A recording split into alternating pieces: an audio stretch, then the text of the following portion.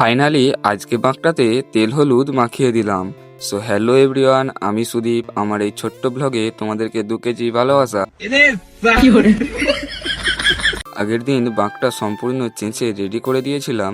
আজকে সেই বাঁকটাতেই তেল হলুদ মাখিয়ে রাখতে হবে, যাতে বাঁকটাতে ঘুণ না ধরে আর বাঁশের যে পচা গন্ধটা থাকে সেটা দূর হয়ে যাবে। তাই প্রথমে সেন্ট পেপার দিয়ে বাঁকটাকে ভালোভাবে ঘষে স্মুথ করে নিই, যাতে হাত দিয়ে তেল হলুদ মাখানোর সময় কারো হাত না কেটে যায়। তারপর পলিথিনের মধ্যে তেল হলুদ মাখিয়ে নিয়ে পুরো বাঁকটাতে মাখিয়ে দিই।